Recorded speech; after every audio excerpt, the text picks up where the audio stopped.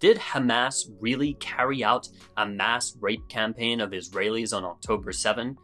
That is the claim being made by the Israeli government and the likes of Hillary Clinton, who are asking the world to condemn a premeditated Hamas mass rape atrocity. Almost immediately after the 7-day truce and prisoner swap between Hamas and Israel, out of which we heard testimonies of Palestinian women being raped in Israeli jails, the claims of sexual violence against Israelis on October 7 resurfaced again. While we should always take very seriously allegations of this sort and give women a fair hearing, there are no accusers, as Israel says all those women were killed. No estimate to roughly how many were raped, no physical evidence, and there have been major questions raised over the credibility of those making the allegations. For instance, the head of the Israeli Investigation Commission, supposed human rights expert Kochav Levy. Her background includes writing legal defenses for Israeli officials committing crimes against Palestinians, justifying the force-feeding torture method, and she just so happens to have direct connections to the Israeli Prime Minister's office.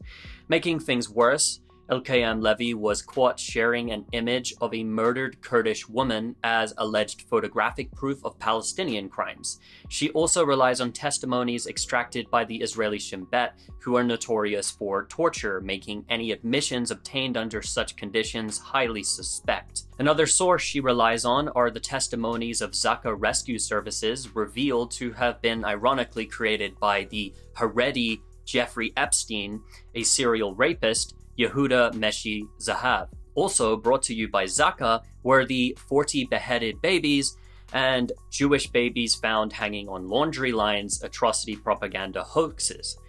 A number of these Israeli claims, including one coming from an alleged member of Israel's Unit 669, feature significant inconsistencies from the facts established on the ground.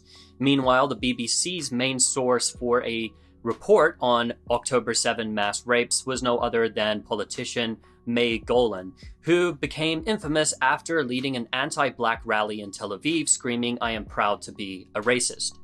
In November, the Times of Israel admitted that no physical evidence was collected for rape, even as it repeated numerous accusations against Hamas.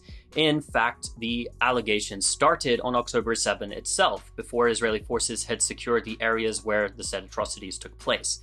On October 10, Joe Biden said Israeli women were raped at a time when the Israeli army said there was no evidence yet. Now, Israel's commission, painted as trustworthy, has already drawn its conclusions before even taking direct testimonies.